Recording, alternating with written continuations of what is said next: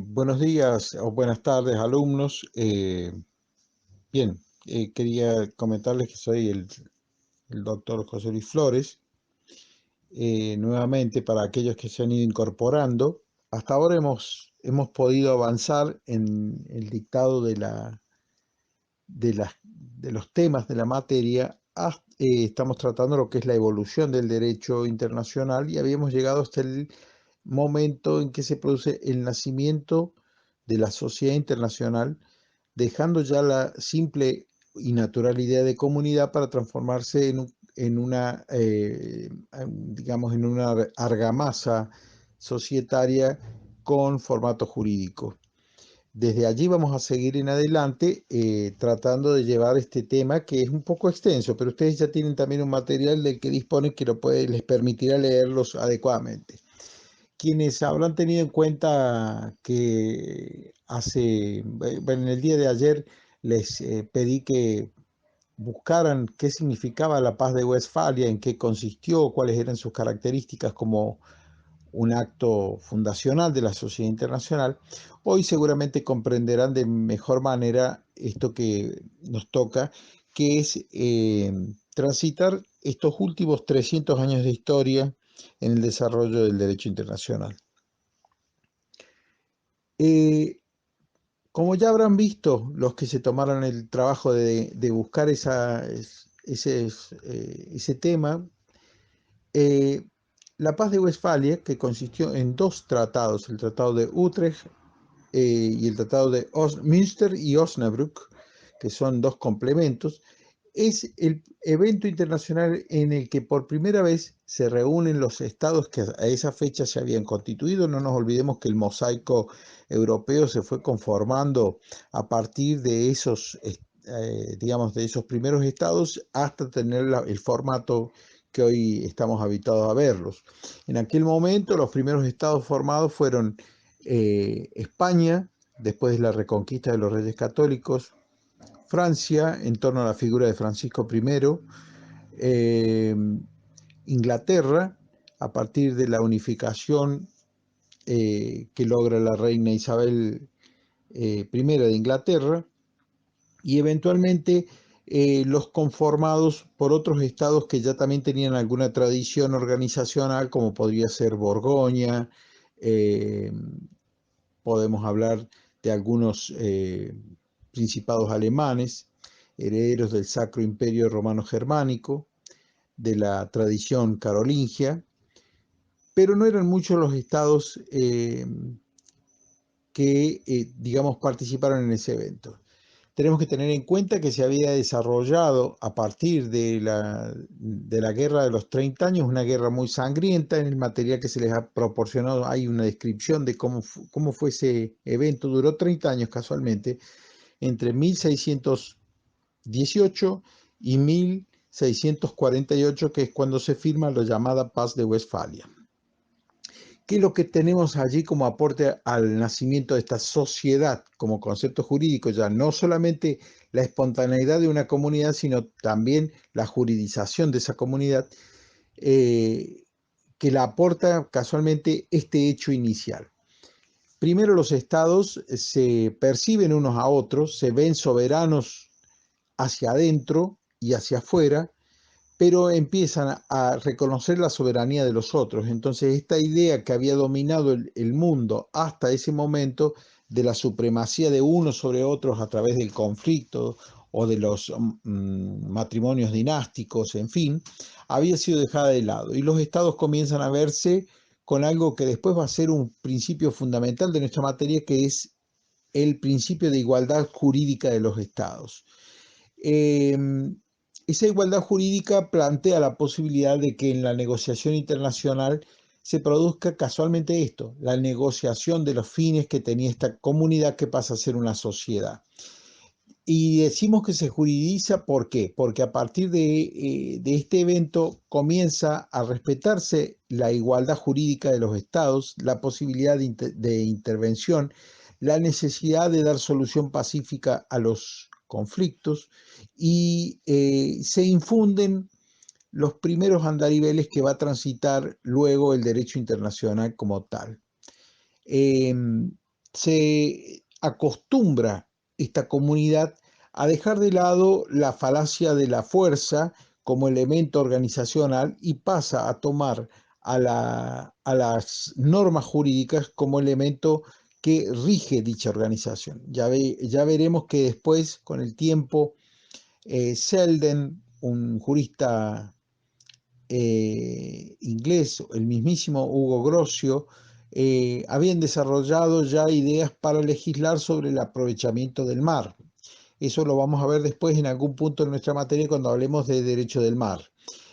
Habían otros desarrollos como la distribución del mundo. Acordémonos que los grandes descubrimientos geográficos se dan un poco antes y eso había traído conflictos a las potencias europeas que eran las que se distribuían esos descubrimientos. Entonces aparecen otros aportes como pueden llegar a serlo Francisco de Vitoria, Francisco Suárez, con sus perspectivas jurídicas de la neoescolástica, en inspiración de Santo Tomás, para poder resolver estos asuntos. Se habla ya de la guerra injusta, se trae nuevamente ese concepto y se trata de incorporar a la paz y al diálogo, a la negociación internacional como elementos de crecimiento de la comunidad internacional.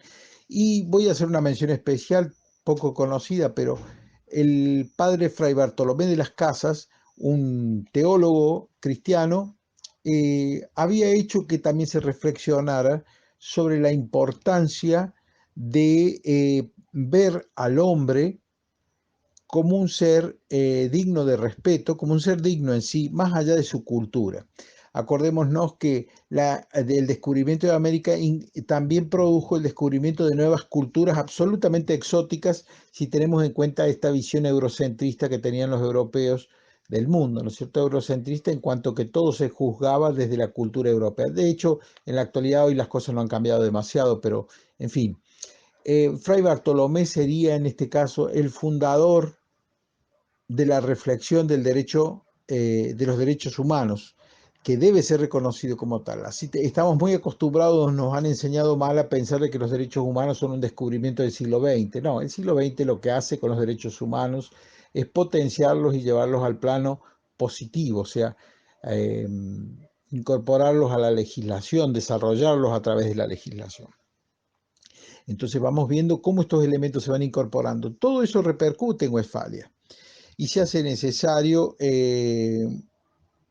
una actividad absolutamente coordinada de los estados para poder no desangrar en esas guerras que hasta ese momento y hasta mucho tiempo después eran mecanismos y eran métodos de las relaciones internacionales.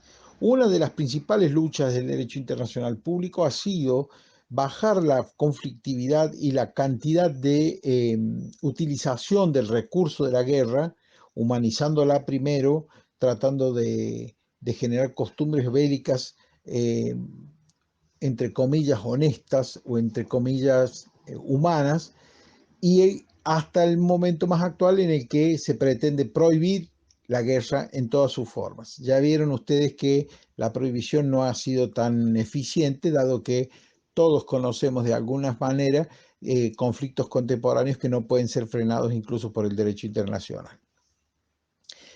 Después de Westfalia hay una especie de organización que se mantiene durante todo el siglo XVIII con países preponderantes, pero en definitiva en igualdad de condiciones, que es el legado que nos deja Westfalia.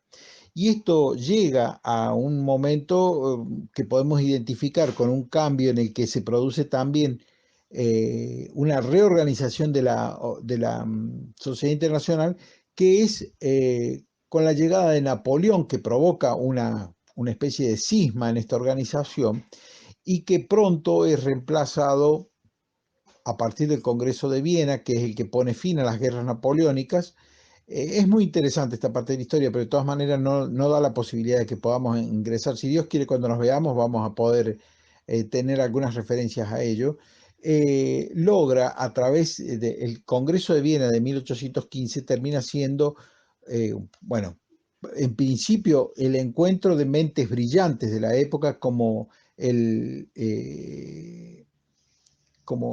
famoso diplomático Talleyrand, Monsieur de Talleyrand, la aparición de Metternich como organizadores de esa Europa que queda después de Napoleón. Y se establece un sistema que ya está fundado en la idea de la igualdad soberana de los estados, pero en el que ya se reconoce la existencia de ciertas predominios de uno sobre otro, como podrían ser las 5 testas coronadas que dieron origen al, a la reimplantación después de Napoleón del sistema imperial europeo. Incluso eso va a tener repercusión sobre todas las partes del mundo que en aquel momento contaba para lo que hoy conocemos como historia de la humanidad, por cierto, ¿no? El siglo siguiente, el siglo XIX, es el siglo en el que se produce un movimiento que no podemos dejar de contar como también como un reverdecer de lo pasional, de lo irascible, como de lo romántico. De hecho, se llama así el romanticismo. Es como un movimiento humano, una filosofía humana de vida en la que se produce la exaltación de la subjetividad y del temperamento como inspiración de la cultura en su generalidad. ¿Cómo se ve eso reflejado en nuestra materia? El siglo XIX es la explosión, es el siglo en el que explotan todos los procesos de independencia, sobre todo en América, como todos sabemos, que comienza a generar otros sujetos dentro de la escena internacional extraeuropeos. Eh, Allí aparecen, a partir de 1806, 1807, no quiero equivocarme, aparecen los nuevos estados en América. De hecho, es muy interesante saber que tal vez el país, el más humilde y conflictivo de los países de América, fue pionero en este proceso, que es Haití. Haití, como ustedes saben, una república negra fundada con los esclavos negros que huían de las plantaciones del sur, de lo que hoy conocemos como la República Dominicana, y se instalaban hacia el norte en su huida en búsqueda de la libertad, se ponen bajo el patrocinio de Francia en principio y luego logran declarar la independencia de esa parte de la isla y ser el primer país independiente de América. En eso tuvo que ver un esclavo negro que se había liberado de la misma esclavitud, pero que había tenido una suerte. Y tengan en cuenta esto que voy a decir, la suerte de ser ilustrado. Había sido bien cuidado y criado por un amo poco habitual, ¿no es cierto?, que le enseñó letras, que lo formó intelectualmente. Él era Toussaint de Louverture. Toussaint de Louverture es un personaje que les recomiendo que ustedes busquen y puedan encontrarse con algunos datos que les van a dar un perfil del mismo. Toussaint de Louverture fue el fundador de la República Independiente de Haití. A punto y seguido comienzan las otras independencias. Nosotros ya sabemos la llegada del proceso independentista argentino, que es a 1816 el momento en el que se declara la independencia, pero es un proceso que comienza ya desafiándose a partir de las invasiones inglesas de 1806-1807, por dar un ejemplo. En este momento recuerdo la independencia chilena de 1818, la independencia del Brasil, que es una independencia bastante extraña, porque es cuando Brasil se declara imperio independiente de Portugal. El hijo del príncipe heredero de Portugal había residido como depositario del poder en Río de Janeiro, mientras la corona portuguesa, la familia Braganza del Portugal, había vuelto a Portugal cuando Napoleón cae a recuperar sus territorios portugueses, y este hijo, Pedro, declara la independencia del Brasil y el formato de imperio en lo que se conoce históricamente como el Grito de Ipiranga, que es, digamos, cuando Brasil se transforma en el imperio del Brasil y adquiere autonomía de la metrópoli de Lisboa. Otros procesos, bien, abarcaron todo el siglo XIX, para hacerlo breve. hasta que la última república, mejor dicho, el último país en tomar independencia en América fue la mismísima Cuba, que en 1898 se independiza de España con el aporte y ayuda norteamericano. Mientras eso estaba pasando, claramente Estados Unidos va asumiendo un cierto paternalismo continental de estas nuevas repúblicas, con más o menos suerte, pero que ya tienen su origen e inspiración en algo que también es objeto de estudio nuestro, que es la doctrina Monroe. La doctrina Monroe es el pensamiento de una persona que llegó a ser presidente de Estados Unidos, James Monroe, que en 1824 hablaba, para hacerlo sencillo y simple de acceso, hablaba ya de que América era para los americanos. Lo que no habíamos logrado advertir en ese momento es que estaba hablando de que América era para los norteamericanos. Ese fue el signo característico del siglo XX, ¿no es cierto? Cuando ya demos el próximo paso.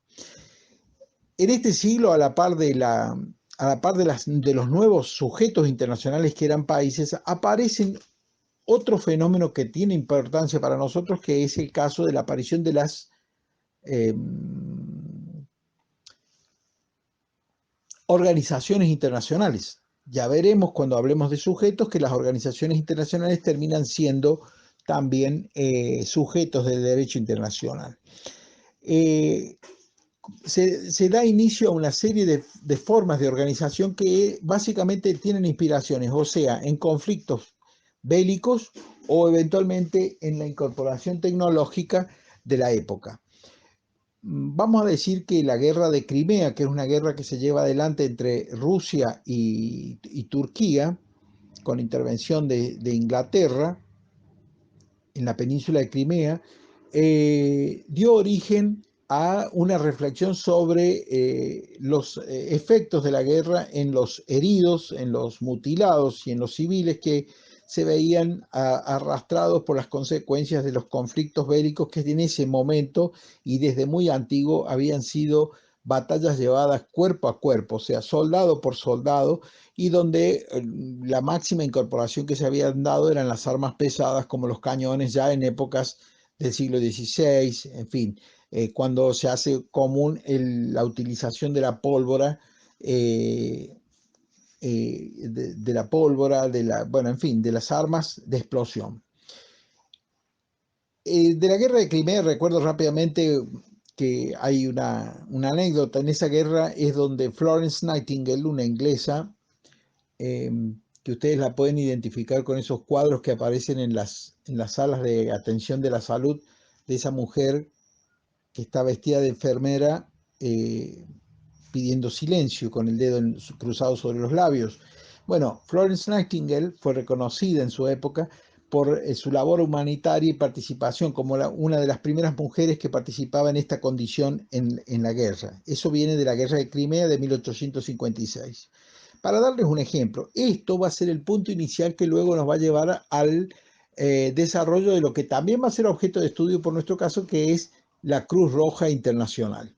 La Cruz Roja Internacional como una organización humanitaria que trataba de impedir los efectos negativos y nocivos para los ciudadanos y los soldados heridos en la guerra, vista ya como una catástrofe. Desde el punto de vista tecnológico, voy a darles como ejemplo la creación de la famosa organización telepostal. A partir del mejoramiento de los medios de transporte, o sea, la aparición de la navegación más allá de las velas, ya pudiendo utilizar también el vapor, donde se pueden, digamos, donde ya había conocimientos marítimos suficientes como para normalizar el traslado de gente de un lugar a otro en el mundo, también aparece la necesidad de la comunicación, que en esa época, lejos del WhatsApp, lejos de los medios que hoy estamos tratando de empezar a usar, quienes tenemos algunos años y que ustedes seguramente manejan muy bien, la mejor comunicación se daba por las cartas. Entonces aparece y se normaliza, se hace absolutamente más accesible el servicio postal. El servicio postal tenía la dificultad de que en cada país se organizaba de maneras absolutamente distintas. Entonces, la comunicación de un país a otro resultaba un conflicto que debía ser resuelto de común acuerdo por los estados. Y eso hace que aparezca una entidad internacional que pone en términos comunes la posibilidad de comunicarse a través de las cartas, a través de lo que se llamó la Unión Telepostal. Hoy tiene esa misma organización tiene una dimensión también distinta, porque no solamente es el correo telepostal lo que organiza, sino también el tipo de las comunicaciones que hoy son de carácter mucho más tecnológico, más instantáneo, etcétera. Entonces, ahí vemos con estos dos ejemplos, para no abrumarlos, cómo se van impulsando distintos niveles de organización y la necesidad con las que se va encontrando la sociedad internacional ya para poner en arreglo algunos problemas. Y la vía para consensuar estos arreglos fueron los tratados, el derecho de los tratados, que hasta ese momento se habían movido básicamente guiados por la costumbre internacional. El famoso Pacta Sunt Servanda, ustedes recuerden que cuando estudiaban derecho romano, en la parte donde hacían referencia a los contratos, hablaban del Pacta Sunt Servanda, que no es nada más y nada menos que dice que los pactos deben ser cumplidos o deben ser observados. En ese caso, ese principio se incorpora al derecho internacional también desde muy antiguo como una costumbre, que todo aquello que yo hubiera acordado con mi vecino, debo cumplirlo en cuanto a las obligaciones que me tocan.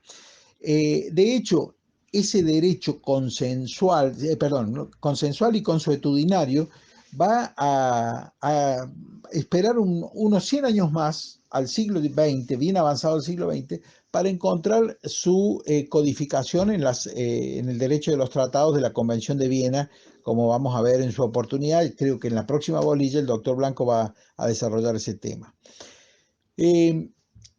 Había dicho que la guerra y los efectos que las armas iban produciendo en la guerra también provocan una reflexión humanitaria, y eso lleva a que se produzcan dos eventos interesantes también a finales del siglo XIX, principios del siglo XX, que son las convenciones sobre las convenciones de